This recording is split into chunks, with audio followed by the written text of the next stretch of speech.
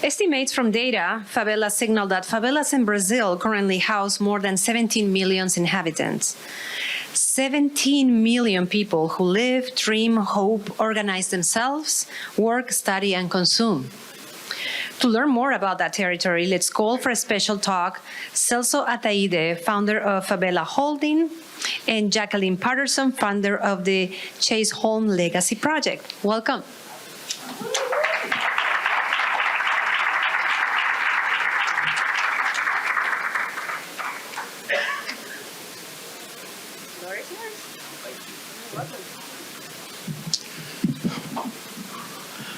Olá, pessoal. Tudo bem?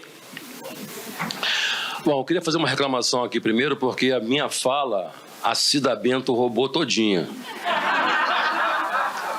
E, como se não fosse o bastante, eu recorri a uma outra fala e a Ana Fontes fez a mesma coisa. Então, já que como não sobrou nada para mim, eu também mudei o meu texto inteiro e comecei a fazer ali uma colinha entre as pessoas para poder descobrir o que eu ia falar. Isso não significa dizer que isso aqui não é um espaço sério. Mas vai ser um espaço de improviso, uma vez que eu faço parte do movimento hip hop, então vai rolar um freestyle.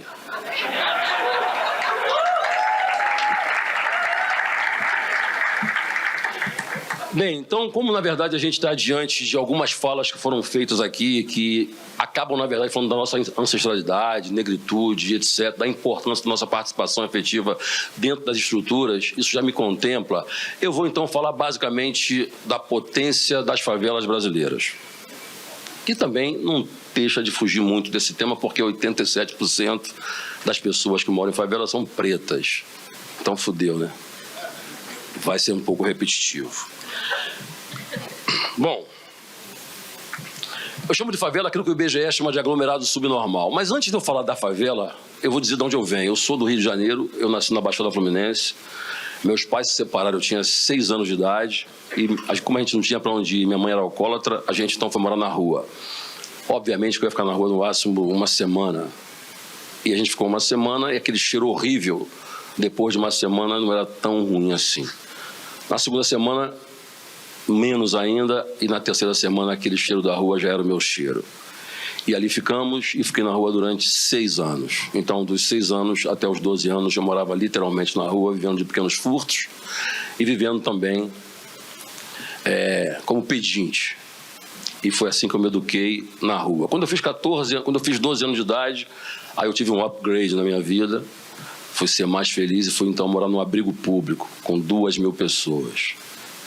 E quando eu fiz 14 anos, então, tive mais um plus, e aí fui morar numa favela novamente. Aquele espaço físico que as pessoas chamam de carência, onde as pessoas têm pena ou medo daquelas pessoas, eu descobri naquele espaço muita potência, e é essa potência desse território que eu carrego comigo até hoje.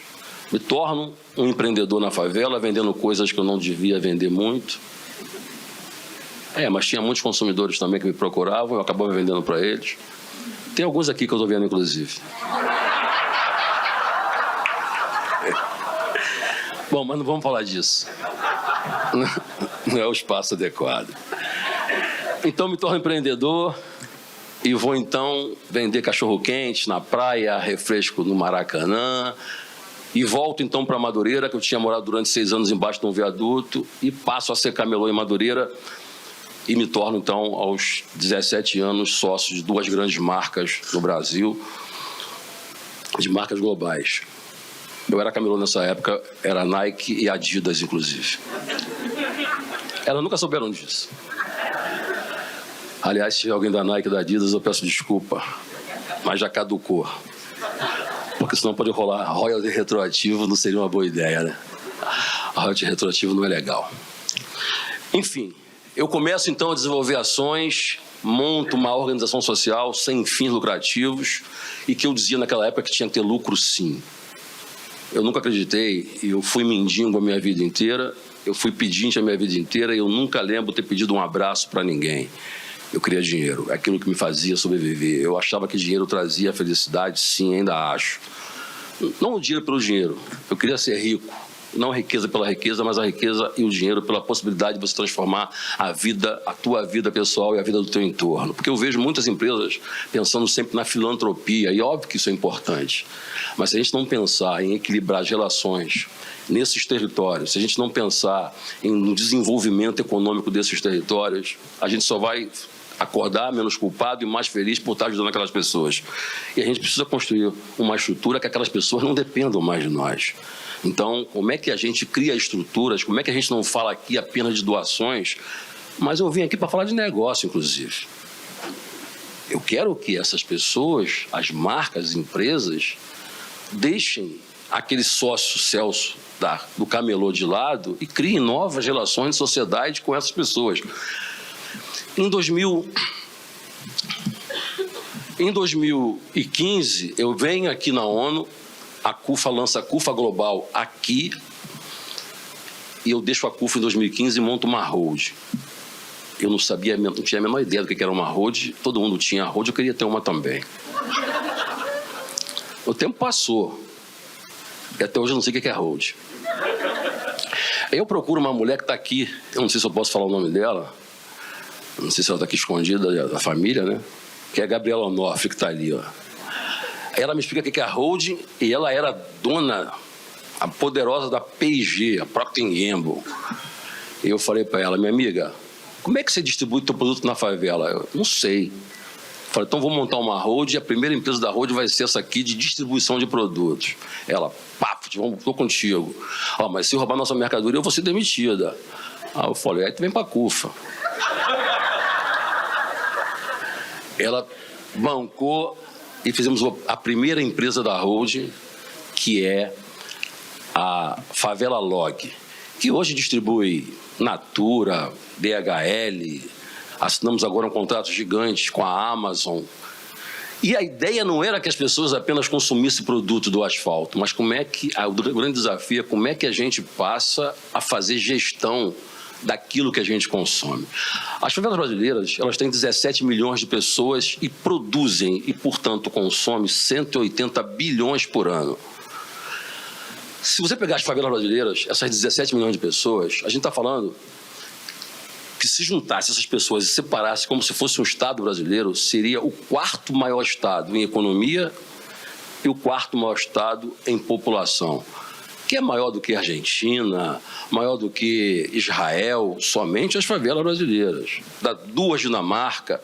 Aliás, 2/3 dos países do mundo inteiro são menores do que somente as favelas brasileiras. Então, é um lugar de potência. Então, quando a gente fala sobre doação, obviamente, enquanto CUFA, enquanto fundador da CUFA, sempre isso ajudou muito a gente, mas eu sempre tentei fazer com que as marcas não apenas fizessem doação, mas como é que a gente faz negócio com aquelas pessoas. E aí tinha sempre uma dificuldade de fazer negócio com as favelas, porque o asfalto tem uma linguagem diferente da favela. Eles falam trade. Quando estava com uma reunião com a Gabriela, eu ficava anotando trade, share, network, match para cá, match para lá. Eu falava, Gabriela, na favela esse negócio de match é outra coisa. Isso vai dar confusão. E se eu chegar na favela com essa conversa, os caras vão me expulsar de lá. Então, como é que a gente construía uma relação onde a gente falava a linguagem do asfalto também? Como é que a gente aproximava? Por isso a gente, no ano passado, começou a construir no Brasil o único evento, que é uma feira chamada Expo Favela, que é a aproximação dos investidores com as favelas e as suas startups de favela. E foi no WTC, o World Trade Center, um espaço extremamente importante, e a favela assumiu de ponta a ponta. Até na piscina, a negada de porra de perna cruzada na piscina, que tomamos tudo de assalto. Rolou vários preconceitos, eu não estava nem aí. De lá para cá, a Hold Gabriela, hoje são 27 empresas. Para você ter uma ideia, a gente cresceu tanto que a empresa que está aqui viabilizando parte das passagens, que chama-se, que era a Fly2 e agora é a Bfly, eu também tenho uma participação nela, eu sou sócio dela também. Para você ver que coisa louca. Quero fazer uma reclamação com o nosso CEO. Nosso CEO está aqui da empresa. Dá para levantar, por favor? Que está tomando uns porros na frente de todo mundo. Esse é o CEO da Bifly, é o cara que manda no bagulho todo. E não me colocou. Eu achei que eu estivesse vindo lá. E aí, o argumento dele, Celso, mas você vem da favela, você não pode ficar na primeira classe. Tu tem que vir com o povão. Eu falei, legal, tá tudo certo. Você está certo. Tanto que eu comprei os meus presentes para levar para a família no camelô, aqui inclusive, para poder valorizar a base da pirâmide. São com essas pessoas com as quais eu tenho compromisso. Bom, eu acho que meu tempo já acabou, que só tem 10 minutos. Eu resolvi ficar de sacanagem aqui na ONU. Então, mas eu te diria, já que estamos pensando no pacto global, eu não acredito em pacto global, não acredito e não acreditarei em pacto nenhum, enquanto aqueles que sofrem as consequências dessas diferenças globais não sejam atuantes, não tenham uma representatividade sólida dentro desse processo. As favelas, elas não participam de nada, elas são sempre coadjuvantes de todos os processos. Por isso eu começo a pensar no quarto setor, porque o primeiro setor é o Estado, aquele que alija todos os processos de emancipação dessas pessoas. A favela só existe por conta dele. As empresas, o mundo corporativo também ignoram as favelas, só pensa no consumo que elas podem dar. Só olha para aquele território pensando no consumo. Se discute diversidade hoje, no ESG, mas não se pensa na favela com olhar. E ainda que pensasse, não será, e até agora não foi o suficiente, por mais importante que os dois setores sejam. E o terceiro setor, estão falando do terceiro setor, estão falando das ONGs, estão falando dos sindicatos, dos movimentos sociais, olham também para esse setor com uma ideia de que não pode ter lucro.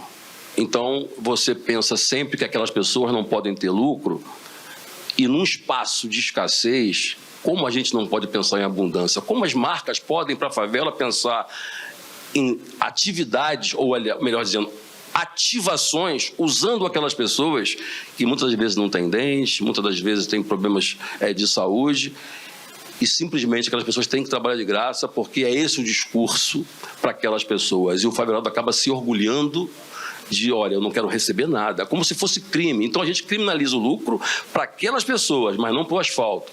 A prerrogativa de ter dinheiro, a prerrogativa de ter lucro é sempre de um extrato social, não daquelas pessoas. Então, o quarto setor é a ideia, não é nem uma tese, mas muito mais uma provocação de se pensar no quarto setor como tudo que acontece nas favelas. Há pouco tempo, eu acabei de receber um prêmio há 2 meses atrás, no Fórum Econômico Mundial em Davos, como empreendedor de impacto e inovação do ano de 2022, em que eu sentei com alguns ministros, inclusive com Paulo Guedes, pedindo para que a gente pudesse desenvolver algumas ações nas favelas, alguns pilotos, em que se o Estado, se as prefeituras, se o governo federal, se várias instâncias viabilizam apoio para as prefeituras liberando de impostos, com incentivos fiscais, para poder viabilizar a colocação de empresas, por que não pensar numa grande área nesses territórios para que os empreendedores desses territórios pudessem ter algum tipo de benefício e de apoio para que pudessem empregar as pessoas deduzindo seus impostos e criando desenvolvimento naquele território. Eu não vou falar mais nada aqui, porque, na verdade, meu tempo já passou, mas como aqui só a favela normalmente não vem aqui, então acho que é o dia de ultrapassar só mais 2 minutinhos. Pediram para que eu fosse extremamente profissional, mas nesse momento eu estou me negando. Acho que a favela pode dar muitas contribuições. Eu vou apenas apontar 2 aqui por conta do tempo. Acolhimento. A favela é acolhedora o tempo todo. A gente desenvolve esse sentimento até por necessidade de sobrevivência. A favela ela vai crescendo todo o tempo porque a gente justamente acolhe as pessoas, criamos o tempo todo redes de acolhimento e apoio às pessoas. O que está faltando um pouco no mundo, inclusive. Hoje a gente vê o mundo inteiro, pessoas do mundo inteiro ultrapassando, na verdade, fronteiras, cruzando desertos. E muitas das vezes a gente tem visto todos os dias nas televisões, do mundo inteiro, seres humanos, famílias, mulheres, crianças, idosos, atravessando oceanos em busca de um prato de comida, muitas vezes, e que se transformam no meio do caminho em comidas de tubarões. Então, esse acolhimento, a gente não tem visto tantos exemplos assim, e a favela também pode ser um grande exemplo para esse pacto. A gente está falando de resiliência. Na pandemia, por exemplo, uma expressão surge na pandemia como uma palavra nova, como uma expressão nova, que é isolamento social. As favelas, elas já nasceram socialmente isoladas. Para quem vive nesse território, isso não tem nenhuma diferença, isso não tem nenhuma novidade. A grande novidade é o medo que o asfalto passou a ter se houvesse, na verdade, um grande caos social, onde ninguém ia mais entrar na sua casa para poder roubar o seu carro, mas iam entrar na sua casa para poder roubar uma geladeira. Resiliência é um outro valor importante da favela, aonde a gente viu que na pandemia também, se a favela parasse no país, o país pararia, porque quando você ia abastecer seu carro, tinha lá um favelado abastecendo, não permitindo que os caminhões não fossem abastecidos, para poder a gente ter os nossos supermercados abastecidos. Se a favela parasse, nós não teríamos nos supermercados, como as nossas faxineiras, como as nossas empacotadoras e as pessoas que estavam ali. Quando a gente fazia o nosso home office, estavam ali também, a nossa comida chegando quentinha, alguém que fez aquela comida e certamente o favelado de moto entregando a sua comida para poder você produzir para o país.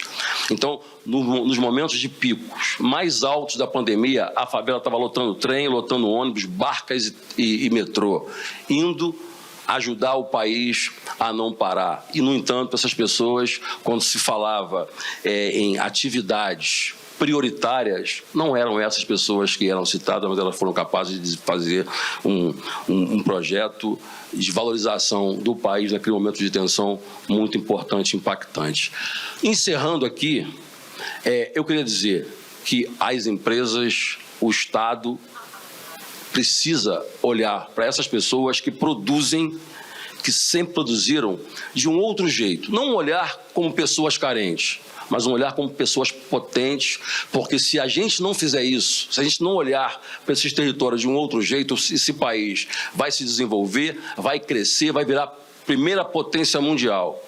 Mas se a favela não tivesse se desenvolvido, só teremos aumentado a distância entre o país que cresceu e a favela que ficou no mesmo lugar.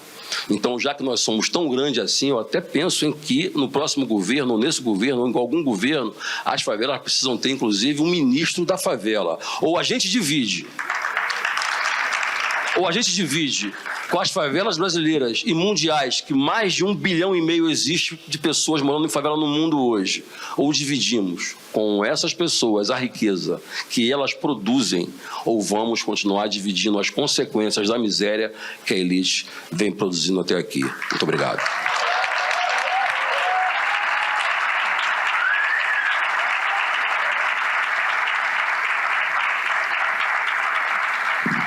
Thank you. So we're going to welcome our next speaker, Jacqueline Patterson, founder of the Chisholm Legacy Project. Welcome, Jacqueline.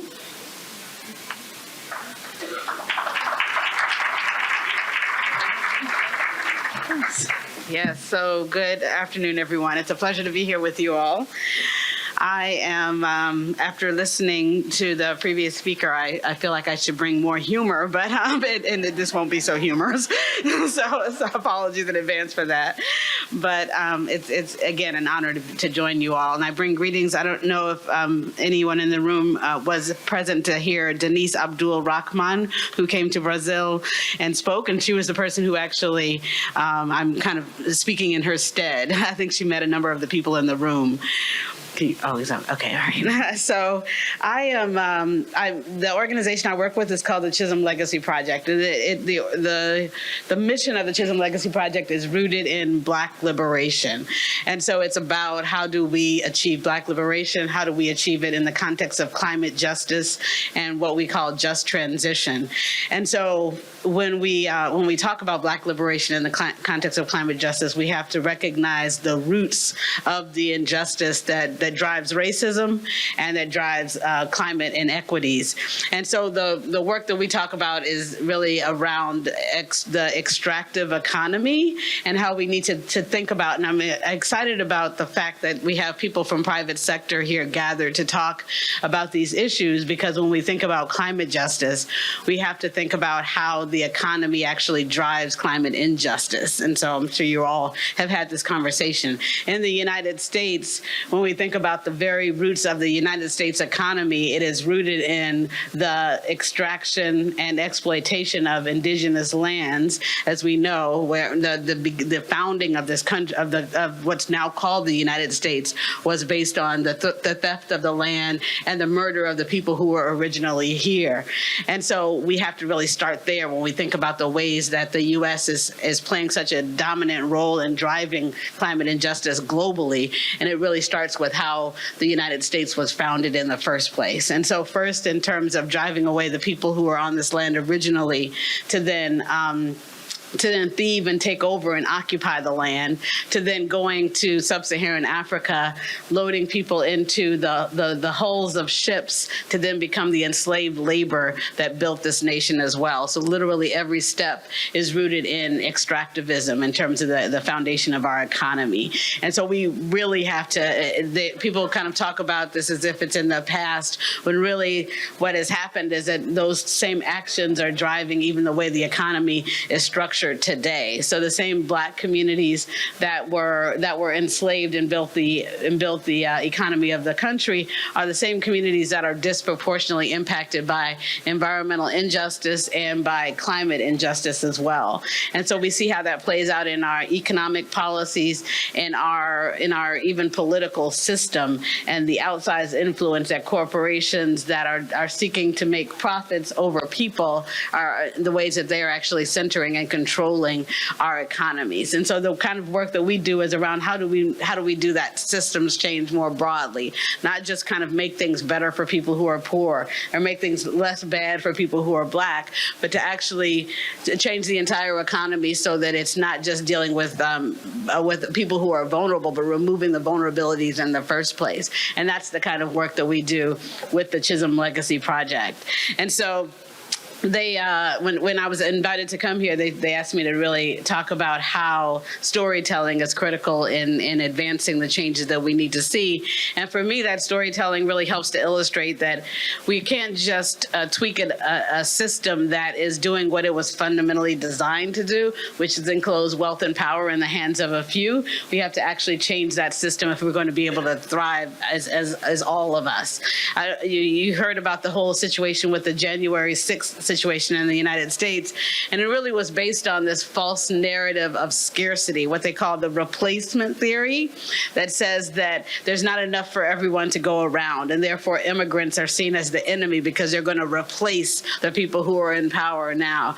That Black folks are seen as people to be subjugated because they're going to replace, as we become the global majority, then there's a concern that they're going to replace white people and therefore drive people out of their wealth and power that they've been enjoying for these decades. And we're here to say, no, it's not about kind of taking over and then becoming the oppressor ourselves, but to say that we as a world, that there is enough for us all. There's the notion of scarcity as a false premise, that there's actually abundance. And that's what we're really trying to help to center our narrative around and our reality around as we go forward.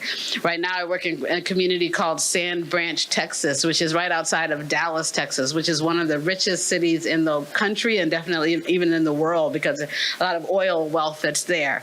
Sand Branch has not had, it was a freedmen settlement. It was founded by 11 people who were emancipated from enslavement. And they founded the community in 1865. Now that the Sand Branch does not have running water, you've heard about the situation in Jackson, Mississippi, and people are up in arms about it because people had water then, and now they don't have water.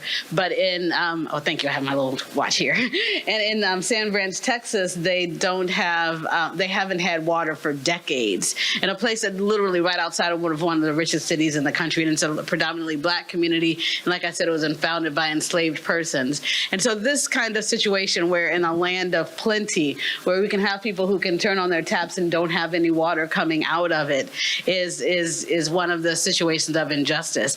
But then we also know that the United States has 4% of the global population and 25% of the emissions that drive climate change. And so when people are trying to come over the border to seek refuge, not just to, as again with this replacement theory, the notion of people stealing the riches or replacing the people that are here, people are just trying to survive because the actions that we have done have actually made people's countries uninhabitable. So they come here just seeking to survive and to be able to feed their families. But instead, where they're greeted on people with people on horseback with whips, or they're using their reins as whips. They're put in cages, or they're now being piled into buses and shipped off to random communities throughout the United States. And these are the kind of ways that we are seeing these injustices happen. So when we think about how do we restructure our economy to recognize that abundance, how do we restructure the way we do international relations to recognize our responsibility for what we're doing globally, how do we begin to have the types of commitments that we need to put forward when we go to meetings like the UN Framework Convention on Climate Change Conference of Parties, then we need to be thinking in terms of that mindset of our responsibility. So I know that a number of people here are from private sector. So as we think about the commitments that the private sector needs to make, we know that often there's kind of this putting people who are in private sector against folks who are advancing climate justice, as if by definition private sector is bad and it's the enemy. But we know that there's a lot that can be done from a private sector perspective, and I'll wrap with some of those ways. First, in the United States, we have the reason that those groups are pitted against each other, because in the United States, so much of our economy is driven by private sector profiteering interest, and not really seeing the types of partnerships that the previous speaker spoke of before that can really happen, where again there's enough for us all to thrive. So the ways that we of course talk about the ways that we at least don't want people to block the policies that we need going forward, but we can actually support the policies that we need. Everything from private sector making sure we're paying our fair taxes, private sector that is partnering with communities, such as the previous speaker spoke about, in terms of how private sector can help to build franchises, build local businesses and so forth, so that we can, again, all thrive. Making sure in the United States, we talk about fair chance hiring and fair chance business. So when we talk about communities like indigenous communities or Black communities or Latine communities, as people are saying now, then we need to recognize that there are ways that we can make sure that we are repairing past injustices by providing different opportunities. So recognizing that, I know we had 10 minutes altogether, so I just wanted to bring, again, those greetings and to say that we look forward to, as a Chisholm Legacy Project and others, to working with groups like everyone who's gathered in this room to build those partnerships, to build liberation, to build that sense of abundance and shared destiny for us all. So thank you again for having me. I look forward to working with you going forward. Thank you. Thank you. Thank you.